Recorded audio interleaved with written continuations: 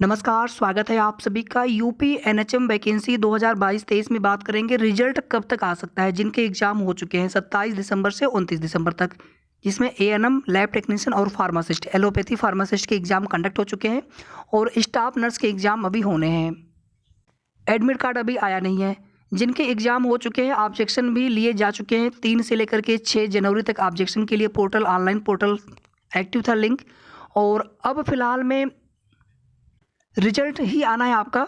और normalisation process को लेकर के काफ़ी ज़्यादा कन्फ्यूजन आप लोगों के मन में हो रहा है कि नॉर्मलाइजेशन कैसे होगा, अलग अलग प्रोग्राम की मेरिट कैसे बनेगी, एक ही मेरिट बनेगी, नॉर्मलाइजेशन कैसे होगा, शिफ्ट वाइज होगा, एक पद के लिए एक मेरिट बनेगी, आदि चीज़ों को लेकर के बात करेंगे। वीडियो को बस आप पूरा ज़रूर सुनिएगा।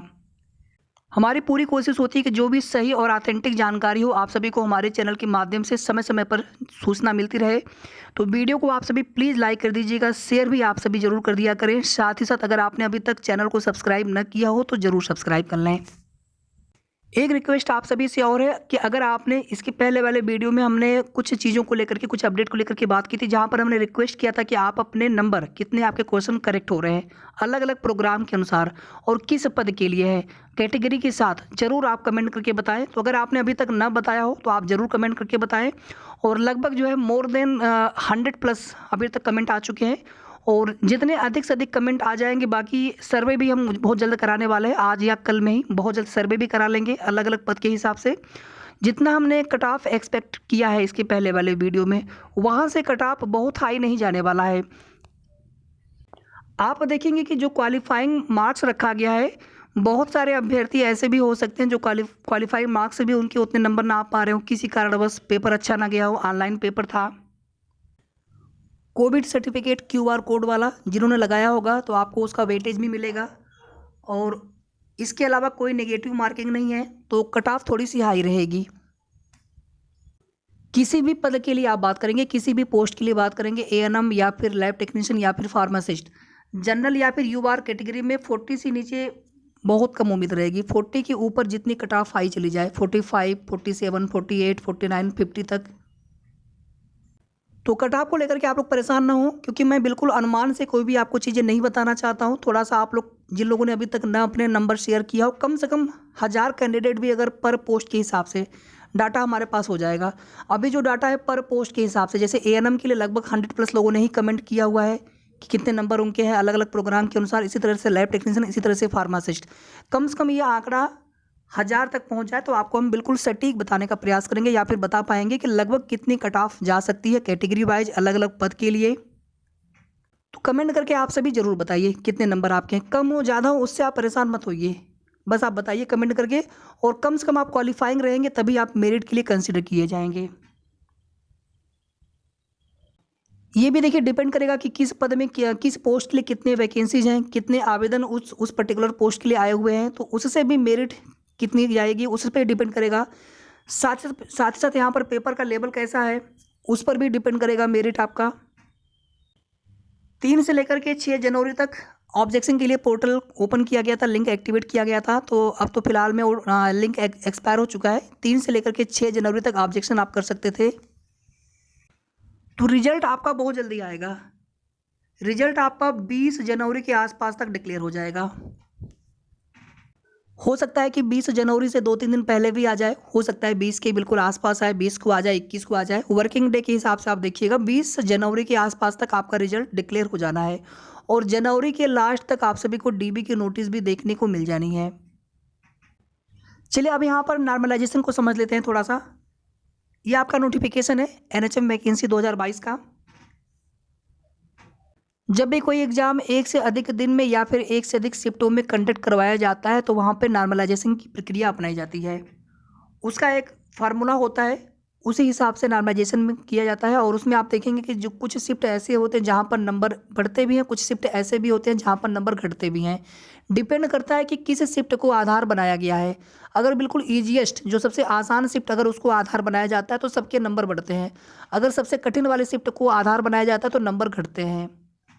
लेकिन एक आम तौर पे देखा गया है, हर भर्ती में लगभग ऐसा ही होता है कि एक एवरेज शिफ्ट को लिया जाता है, आधार बनाया जाता है, और उसी के आधार पर देखा जाता है कि उस शिफ्ट से बाकी की शिफ्ट का जो पेपर है, लेवल है, कितना कठिन है या फिर कितना आसान था।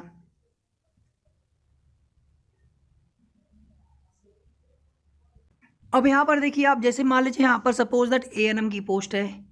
एएनएम की पोस्ट में टोटल यहाँ पर 4 प्रोग्राम है। तो चारों प्रोग्राम 4 शिफ्ट में एग्जाम हुआ है इनका। तो अब यहाँ पर चारों शिफ्ट में देखा जाएगा कि किस शिफ्ट का पेपर का लेवल आसान था या फिर किस शिफ्ट का पेपर का level as compare to other shift कठिन था। इस तरह से देखा जाएगा। तो इन चारों शिफ्ट के लिए नॉर्मलाइजेशन की प्रक्रिया अपनाई जाएगी। इसी तरह से लैब टेक्नीशियन की पोस्ट है, अलग अलग प्रोग्राम के लिए अलग अलग एग्जाम हुआ है। फार्मासिस्ट के लिए, एलोपैथिक फार्मासिस्ट के लिए अलग अलग एग्जाम हुआ है, अलग अलग प्रोग्राम के लिए। तो उसी तरह से जितने भी शिफ्टों में एग्जाम हुआ है उसी हिसाब से नॉर्मलाइजेशन की प्रक्रिया अपनाई जाएगी। हो सकता है कि आपने सभी प्रोग्राम में आवेदन न किया हो, तो आप जिस प्रोग्राम के लिए आवेदन किए रहेंगे, तो ओवरऑल नॉर्मलाइजेशन की प्रक्रिया होने के पश्चात उस शिफ्ट के नंबर जिस रेशियो में घटेंगे या बढ़ेंगे, उसी तरह से आपके नंबर भी घटेंगे या बढ़ेंगे। यहाँ पर देखिए आप, the following has to be calculated for every shift for all the candidates who have written the exam for the same post. जैसे एएनएम सेम पोस्ट हो गया, इसमें अलग अलग 4 प्रोग्राम हो गए, चारों के लिए अलग अलग एग्जाम कंडक्ट करवाया गया। हालांकि अर्हता चारों के लिए सेम थी। इसी तरह से लैब टेक्नीशियन में एक वीडियो हम आपको और प्रोवाइड कराएंगे डॉक्यूमेंट्स को लेकर के, कि डॉक्यूमेंट्स आपको क्या क्या लगेंगे डीबी के समय। और जल्दी ही हम आपको सटीक कट ऑफ भी बताने का प्रयास करेंगे। तो 1 से 2 दिन में आपको सारे वीडियोज मिल जाएंगे, डॉक्यूमेंट्स वाले भी और कट ऑफ वाले भी। अभी आप केवल अपने नंबर, अपने किस पोस्ट के लिए आपने एग्जाम दिया हुआ है और अलग अलग प्रोग्राम के हिसाब से कैटेगरी के साथ में आप जरूर शेयर करिए। अगर आप यहाँ पर देखेंगे कि कैसे निकाला जाता है, नॉर्मलाइजेशन कैसे किया जाता है, तो आप यहाँ पर देखेंगे average score for each shift, standard deviation of score for each shift, कितने नंबर ऑफ कैंडिडेट्स हैं, रा स्कोर उन कैंडिडेट्स के, total raw score for all candidates in a shift, average score is total marks divided by number of candidates, raw score of candidates minus simple average, normalization score for each candidate. ये पूरा formula हो गया यहाँ पे। बाकी यहाँ पर S2 क्या है, S1 क्या है, ये सभी यहाँ पर दिया गया है। तो आपको बहुत ज़्यादा इसमें परेशान नहीं होना है, क्योंकि ये सब चीज़ें हमारे बहुत काम की नहीं है। बस आपको इतना ध्यान रखना है कि जितने भी अलग अलग आपने प्रोग्राम के अलग अलग शिफ्ट में एग्जाम हुए हैं उनके नॉर्मलाइजेशन किए जाएंगे, और एक सिंगल मेरिट के लिए ऐसा किया जाता है। इसी तरह से दूसरा पोस्ट है लैब टेक्नीशियन का, उनके भी अलग अलग प्रोग्राम के लिए अलग अलग शिफ्ट के एग्जाम हुए होंगे। भले ही आपने सभी प्रोग्राम के लिए आवेदन किया हो या ना किया हो, सभी शिफ्ट में आपने एग्जाम दिया हो या ना दिया हो, लेकिन नॉर्मलाइजेशन होगा और जिस शिफ्ट के नंबर जिस रेशियो में घटेंगे या बढ़ेंगे, अगर आपने उस शिफ्ट में एग्जाम दिया है उस प्रोग्राम के लिए, तो आपके भी नंबर उसी तरह से घटेंगे या फिर बढ़ेंगे। इसी तरह से फार्मासिस्ट के लिए हो गया। तो उम्मीद करते हैं आपको यहाँ पर नॉर्मलाइजेशन कैसे होता है, यहाँ पर नॉर्मलाइजेशन से बहुत ज़्यादा फर्क नहीं पड़ेगा। आपका 2 से 3 नंबर इसी के आसपास फ़र्क पड़ सकता है, इससे ज़्यादा फर्क नहीं पड़ना चाहिए। तो नेक्स्ट वीडियो में हम लोग बात करेंगे डॉक्यूमेंट्स को लेकर के, और उसके बाद फिर हम लोग बात करेंगे कट ऑफ को लेकर के, अलग अलग पोस्ट के लिए कितना कट ऑफ जा सकता है। धन्यवाद।